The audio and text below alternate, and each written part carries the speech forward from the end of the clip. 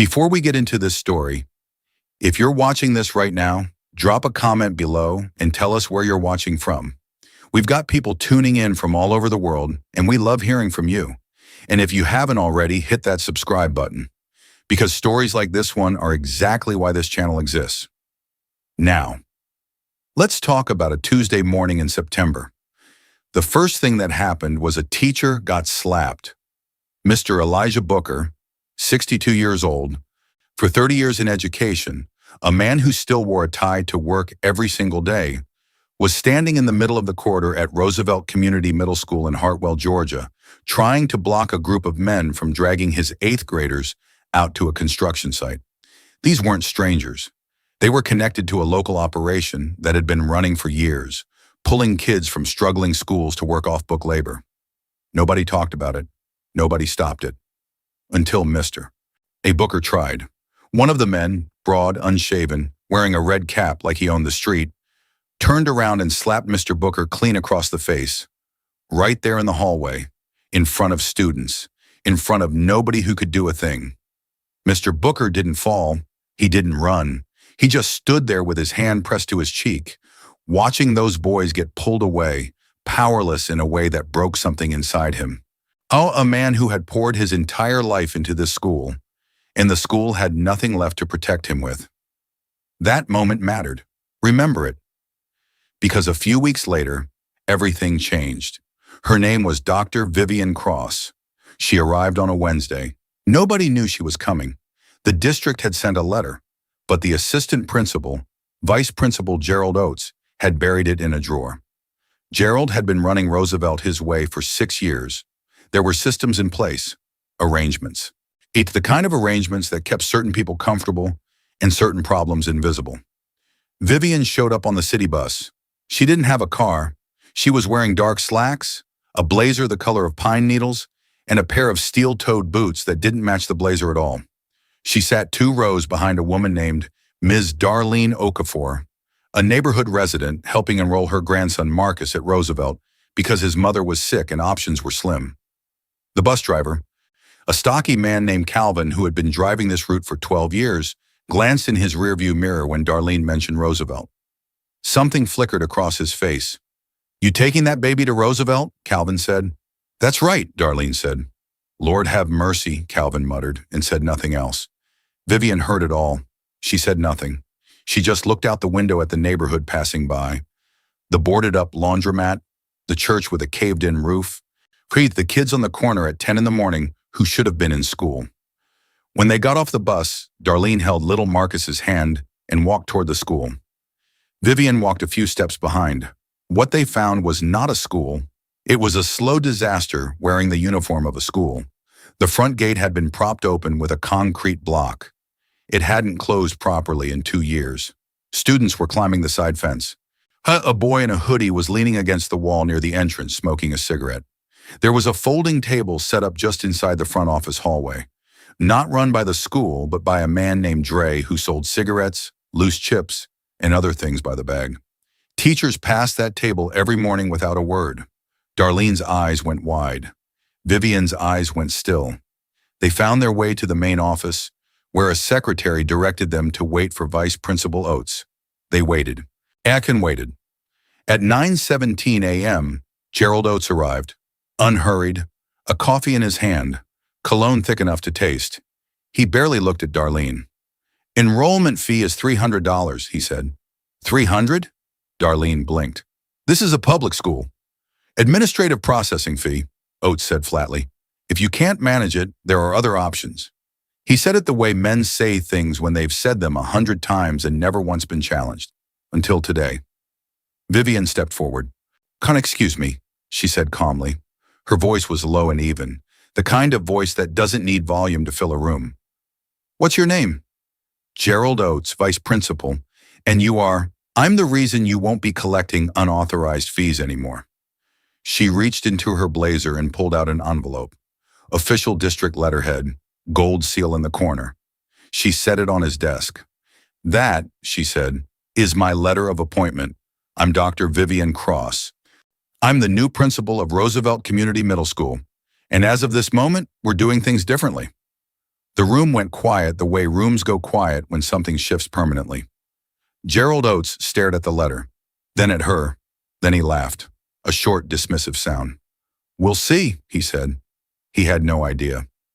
Vivian walked out of that office, down the main hallway, and rang the school bell herself. Students, teachers, janitors. Everyone stopped. They gathered in the courtyard, Ina confused and suspicious the way a crowd gathers when something unexpected is happening and they're not sure if it's good or bad yet. She stood on the steps and introduced herself without a microphone. She didn't need one. "My name is Dr. Vivian Cross. I am your new principal. I know this school has been struggling. I know some of you have given up on it. I haven't. Not yet, and I'm asking you not to either." She paused. "Change starts today. That's not a promise, and that's a fact." A few students clapped. Most didn't, but they all listened. That was enough for now. Her first hour as principal, Vivian went back inside and found Dre at his folding table. She stood in front of him for a long moment. "You need to pack up," she said. "Lady, I got permission." "From who?" He named someone. She made a note of it. Then she picked up a box of cigarettes from his table, looked at it for a moment, and placed it in the trash can next to him. "You have until end of day," she said. "Tomorrow that table isn't here." He muttered something under his breath. She looked at him with eyes that did not waver. He packed up by noon. Word spread fast through the school, the way word always spreads through schools, carried by the smallest ones first. A sixth grader named Deshaun told his best friend Marcus, yes, with the same Marcus from the bus, that the new principal had gone crazy on Dre and threw his whole table in the trash. Marcus told a third grader named Jalen, who became convinced, based on absolutely no evidence whatsoever, that the new principal had superhuman powers. Later that afternoon, Jalen and Deshaun spotted Dr. Cross walking across the yard toward them while they were drinking from the fountain. Both boys panicked, scrambled, and Jalen tripped over his own shoes and went down hard. Vivian crouched down next to him, looked him in the eye. "You okay?" "Yes, ma'am," Jalen whispered, terrified. "Good. You don't have to run from me unless you've done something wrong." She helped him up, dusted off his sleeve, and smiled. The first real smile anyone had seen from her all day. "Have you done something wrong?" "No, ma'am." "Then we're friends." She winked and kept walking. Jalen stared after her for a full 10 seconds. Then he turned to Deshaun. "She's not scary," he said. "No, she's cool." "She's both," Deshaun said wisely. There was one teacher at Roosevelt who had never stopped trying, Mrs. Loretta Simmons, 58 years old, natural hair always pinned back neat, reading glasses on a beaded chain around her neck. She taught 7th grade language arts with the same passion on a Friday afternoon as she did on a Monday morning. She was the one bright light in the building that nobody had bothered to notice. When Vivian found her classroom, genuinely found it, night like discovering a diamond in rubble, she stood in the doorway and watched. Mrs. Simmons was mid-lesson, animated, her hands moving through the air as she talked about metaphor. 3 students in the front row were leaning forward. Actually leaning forward. Vivian didn't interrupt. She just watched. And when the bell rang, she waited until the students had filed out, then walked in and extended her hand. "Mrs. Simmons, I'm Vivian Cross. I just want to say what I saw in there. That's what this school is supposed to be." She paused. "I'm going to need your help." Loretta Simmons looked at her for a long moment. Then she shook her hand firmly. "Honey," she said, "I've been waiting 6 years for someone to say that. If you're still with us, good. This is where it gets real. And if you're just joining, welcome. Hit subscribe so you don't miss the ending. Trust me, you do not want to miss it." Gerald Oates did not take his demotion quietly. He gathered allies the way men like him always do, in break rooms, in parking lots, in hushed conversations over bad coffee. He found the English teacher who couldn't conjugate a verb in past tense. He found the PE teacher who hadn't run a gym class in 2 years. He found the science teacher who had been using decade-old worksheets and calling it curriculum. And he whispered to all of them, "This woman is going to come for your jobs. We have to stop her first." They started filing complaints. Anonymous tips to the district. Rumors spread through the faculty lounge that Dr. Cross was unstable, unreasonable, a disruptive force, Meanwhile, Vivian was remaking the school piece by piece. She discovered that Roosevelt had been allocated over $200,000 in state education funds 4 years ago. Funds that were supposed to renovate classrooms, update the library, and repair the bathrooms. None of it had arrived. The money existed on paper. On paper, everything was fine. Vivian called the district directly. She wasn't asking. "This school is owed," she said over the phone, voice steady and clipped. "And if those funds aren't released within 30 days, we'll be filing a formal inquiry with the state board and the local press. Your choice." The funds were released in 3 weeks. Workers came, walls got painted, bathrooms got fixed, actual doors on the stalls, actual soap in the dispensers. The library got new shelving and 100 donated books. The gymnasium got repaired. Students walked through the hallways looking at their school like they were seeing it for the first time, because in some ways they were. But Vivian wasn't just fixing walls. She was fixing culture. Every morning at 7:45, she had the courtyard speakers play music. Not loud, not aggressive, just music, something with rhythm and warmth. And she stood out there herself, leading a 5-minute movement session before the first bell. Brain exercises, stretching, breathing. Teachers were required to participate. Students were not, but almost all of them did, at first out of curiosity, then out of genuine enjoyment. On Sundays, she opened the school herself. Optional attendance. No grades. She called it Discovery Sunday, and the goal was simple. Find out what the kids were good at. They brought art and poems and music and ideas. She listened to all of it. She started a suggestion box, a literal wooden box outside her office, where students could write what they needed. She read every single note. One note said, "We don't have soap in the third-floor bathroom. Fixed by Friday." One note said, "Mr. Oates used to tell kids that college wasn't for people like us." That one stayed with her a long time. The most powerful challenge came from the outside. His name was Reginald Mace, and he owned a private academy across town, Mace Preparatory Institute.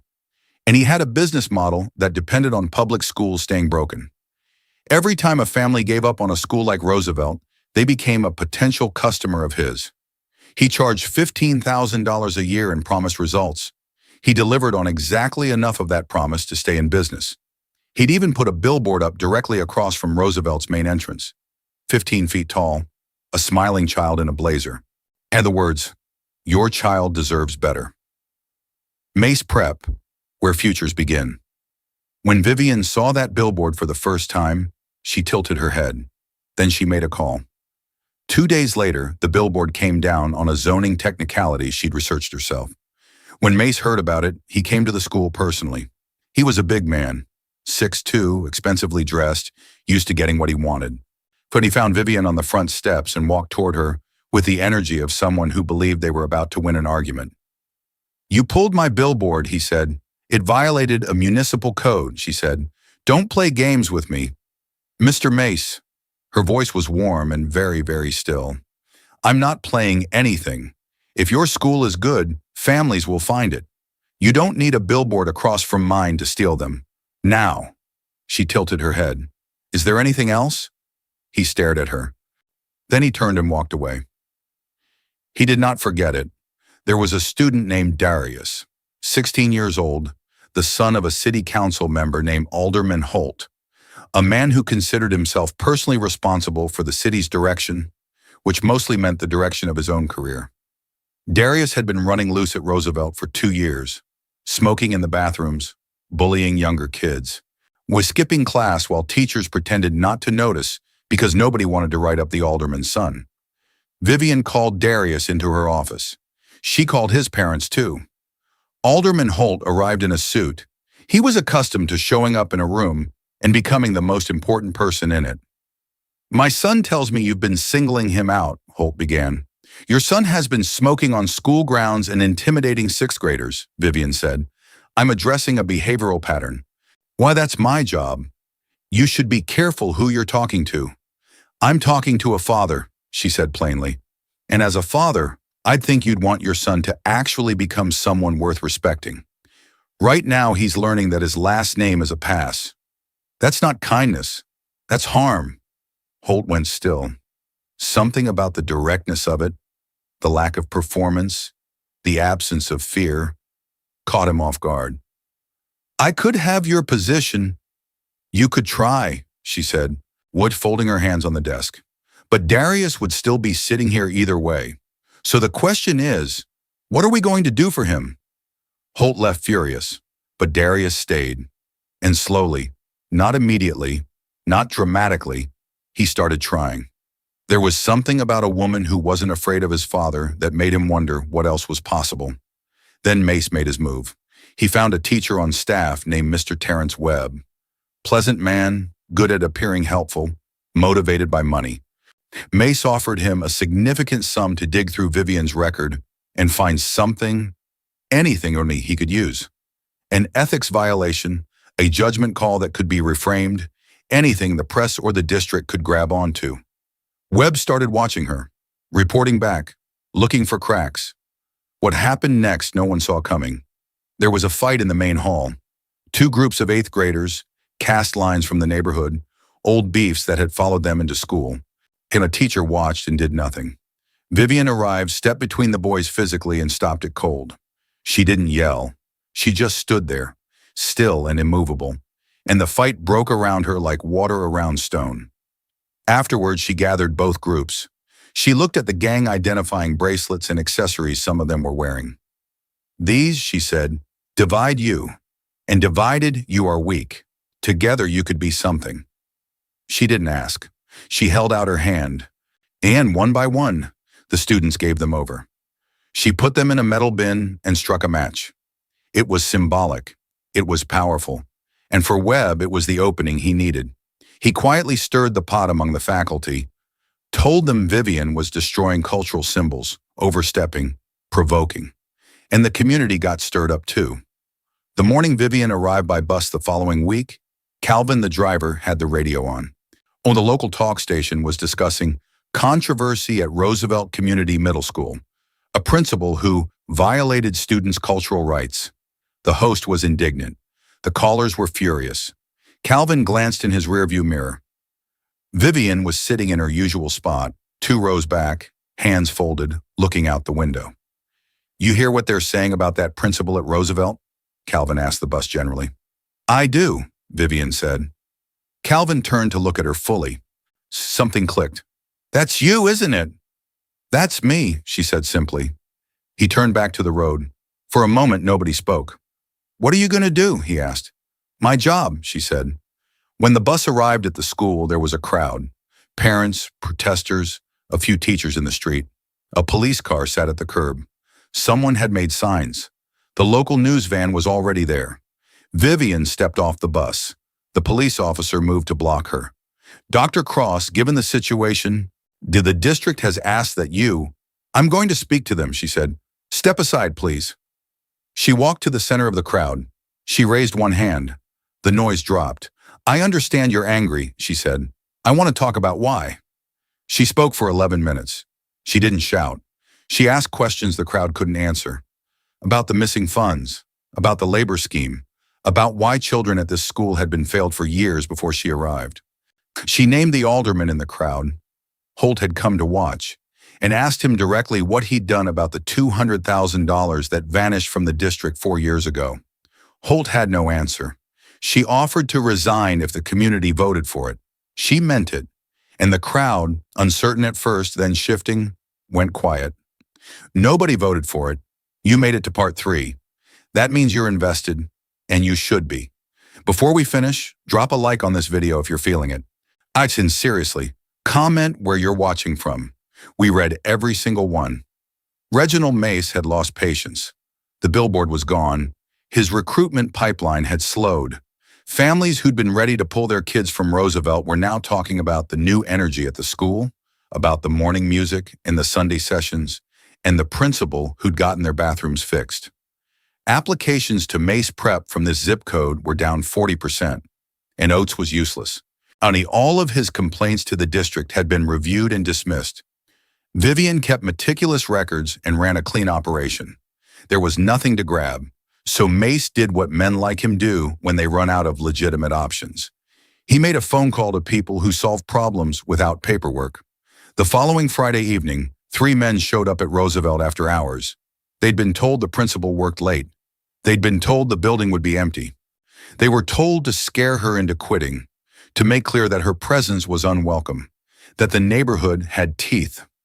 What they found was a darkened school building with the front office light on.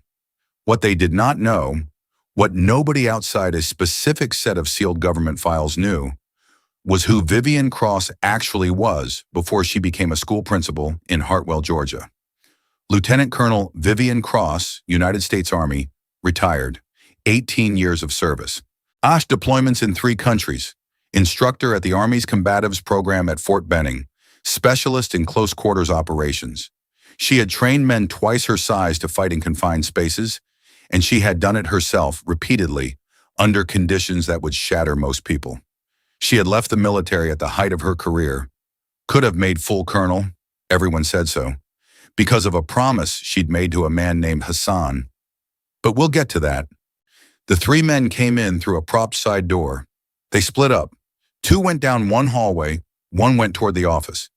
They were confident, loud, the kind of loud that comes from never having been truly afraid. In the next 4 minutes or something, that little Jalen, who had snuck back into the school to retrieve his science notebook and was hiding in a broom closet with his eye to the door crack, would describe to his grandmother that night in such vivid detail that she made him repeat it twice just to make sure she'd heard right. Vivian did not panic. She did not hide.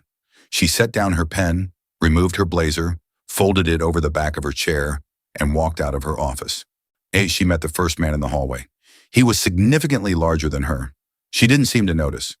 What happened in that hallway happened fast and efficient, and with a level of precision that Jalen, peering through the crack, could not fully explain, but would never forget. There was no yelling from her side. There was quite a bit of yelling from theirs. By the time it was over, all 3 of them, one by one, they were on the floor, or the wall, or in one memorable case, and in the supply closet where they had tried to trap her. She had locked the closet from the outside. She called the police. She returned to her desk. She put her blazer back on. When the officers arrived and let the men out of the closet, one of them refused to explain what had happened. He just kept shaking his head. The second one said very quietly that he was pressing charges against whoever sent them. And the third one, when asked to describe the principal, said, "I don't want to talk about it." Jalen ran home and didn't stop running until he got to his grandmother's kitchen. The next morning, the story was everywhere, and not in the way Mace had intended. News travels differently when it goes through students. By Monday morning, the story had transformed into something mythological. The principal fought 6 men. It was 3. She threw 1 through a window. She did not. She laughed the whole time. Also not accurate, but spiritually true. Jalen became something of a local celebrity for being the sole eyewitness. But the real story came out through the district investigation. Mace was connected to the men who'd been sent, and those men, once they were talking, connected him to Oates. And then, because corruption is rarely contained, the threads started unraveling toward the labor scheme that had been operating out of the school for years. The one where Mr. Booker had been slapped. Arrests were made. 1 charges were filed. Oates was suspended and then terminated. Mace's school was under investigation by the state for financial irregularities, and Roosevelt started breathing differently. But before all of that had fully settled, Vivian faced the hardest thing.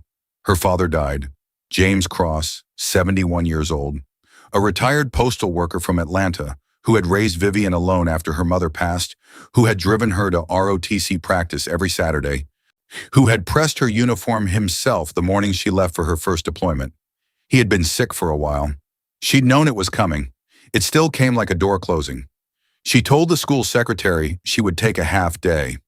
She performed the arrangements quietly and alone, because that was how she did hard things, quietly and alone. The faculty planned to visit her home that evening with food and condolences. When they arrived, the lights were on at Roosevelt and her car was in the lot. They found her in her office, grading papers. Some of them judged her for it, assumed coldness, assumed she didn't feel things the way people should. What they couldn't see was that her phone was face up on the desk, playing a voice message. Her father's voice from 3 months earlier. He'd called to tell her not to stress too much, Baby, he'd said, just breathe. You're doing something real. I'm proud of you. Or just breathe. She played it on a loop until she could get through it without crying. She wasn't there yet. Mrs. Loretta Simmons found her there. She didn't say anything. She just sat down in the chair across from the desk and poured 2 cups of coffee from the thermos she'd brought. They sat together for a while in silence. That was enough. The crisis that nearly ended everything came 10 days before finals. Vivian had made a decision that alarmed the district. She had promoted 82 students who had failed 9th grade, students who had been written off, expelled, pushed out, and reintegrated them with the goal of having them sit for the 10th grade exam. She had built a full intervention program around them. Extra hours, different teaching methods, Mrs. Simmons running language arts boot camps 3 evenings a week. Oates, before his termination, had filed a formal complaint about it. Mace had funded a legal challenge. The night before finals, Vivian received the ruling. The 82 students were declared ineligible to sit for the exam. She sat with it for 2 hours. Then she picked up the phone and started calling. She called legal contacts from her military days. She called a civil rights attorney she knew. She called a district-level official who owed her a conversation. She called and called until 2 in the morning, and then she went to sleep for 4 hours and came back. Exam morning. The students arrived. The room was prepared. No exam packets were delivered. Vivian stood in the hallway looking at 82 young people who had genuinely worked, for the first time in years, who had started believing. At 8:47 a.m., a district official walked through the door with a sealed box of exam packets and a letter granting a modified start time with extended hours. Alderman Holt, Darius's father, had intervened, quietly, without announcement. Vivian met his eyes across the hallway. He nodded once, she nodded back. The exams were distributed. The students sat down. The room went quiet with the particular quiet of people who are concentrating on something that matters. And then the truth came out about why Vivian was really here. It came out through Mrs. Simmons on a Sunday afternoon 3 weeks later. They were sitting in the empty classroom, Loretta's last week before retirement, and she was telling Vivian about a son she'd had, a teacher's son. He'd studied education, wanted to come back to Roosevelt where his father had once taught. He'd gotten the job offer. He'd never made it to his first day. A car accident 1 day before. Loretta looked at Vivian while she told the story. There was something in the way Vivian had gone very still. Oh, his name was Hassan, Vivian said quietly. The silence between them was complete. Mrs. Loretta Simmons, who had taught for 31 years and seen everything, who had cried exactly 3 times in a classroom and sworn each time she never would again, put her hand over her mouth. You knew him. I loved him, Vivian said. We were going to get married when he started his first year here. And then, she didn't finish the sentence. She didn't need to. She had left the military. She had studied administration. She had applied to every position in the state until she landed here. At this school, in this building, where Hassan Simmons had dreamed of teaching. She had come to finish what he started. Loretta reached across and took her hand.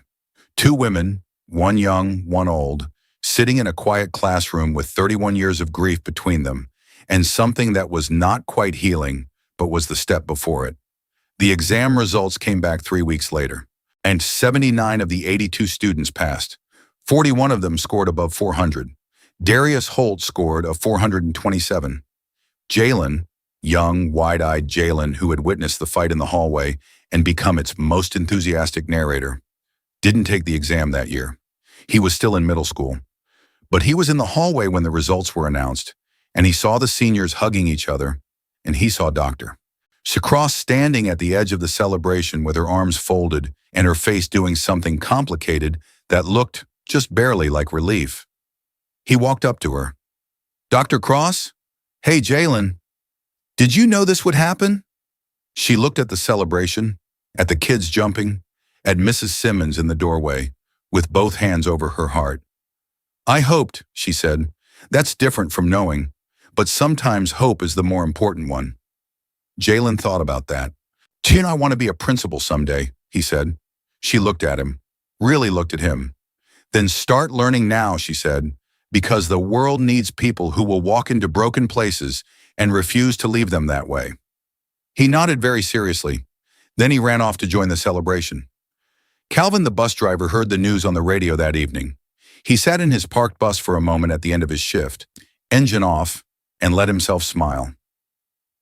Mr. Elijah Booker, still at Roosevelt, and still wearing his tie, walked into Vivian's office the next morning and set a cup of coffee on her desk without a word.